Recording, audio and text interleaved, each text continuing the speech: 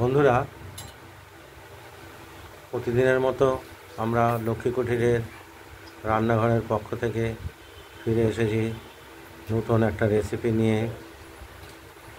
সেই রেসিপিটা হলো ভাড়ালি বা থোড়ের ছেচকি। আমরা এই ভাড়ালিটা কুচি কুচি করে কেটে রেখেছি এবং কড়াইতে তেল দিয়ে বড়ি, কলাইয়ের ডালের বড়ি ভেজে নেব। এই বড়িটা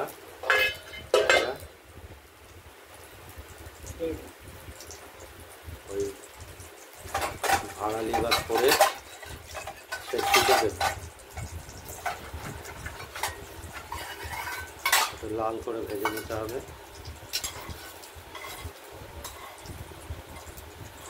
এই বড়ির গুঁড়োটা ছেচকিতে দিলে আলাদা রকম একটা টেস্ট আসবে।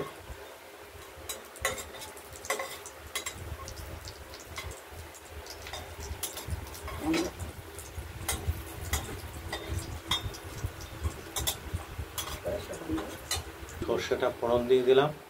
এই সর্ষে ফোড়নের মধ্যে ভাড়ালি কুচনো হলো, জলটা চিপে দিয়ে দেবো।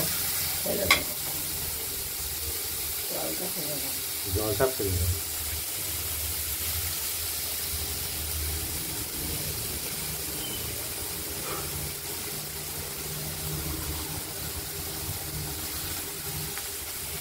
এটা গর্ভমোচার ভাড়ালি। গর্ভমোচা বা বিচি কলা, যে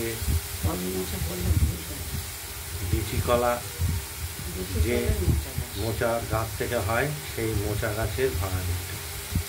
খুব নরম, একদম তুলোর মতো নরম।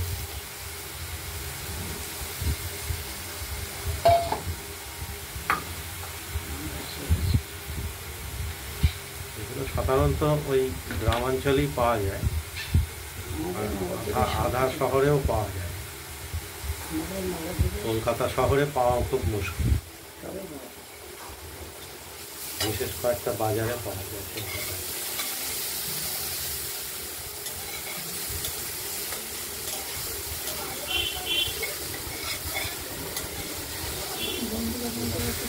হ্যাঁ,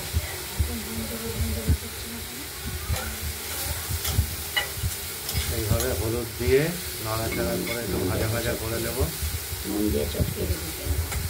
প্রথমে এটা নুন দিয়ে চটকে নিতে হয়েছে, কাঁচা কুচিয়ে রাখা ভাড়ালিটা। এরপর ঢাকা দিয়ে দেবো।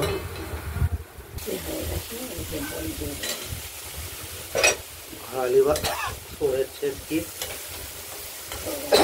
কমপ্লিট।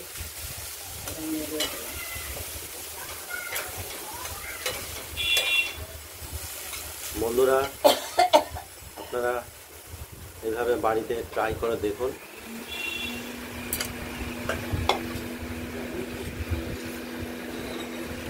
ভাড়ালি বা থোড়ের ছেচকি ট্রাই করে দেখুন, যে কমেন্টস করবেন আর চ্যানেলটাকে একটু লাইক করবেন আর সাবস্ক্রাইব করে দেবেন।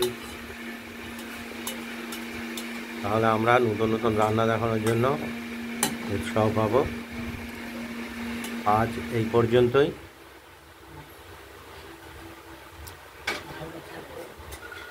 ভালো থাকবেন, সুস্থ থাকবেন।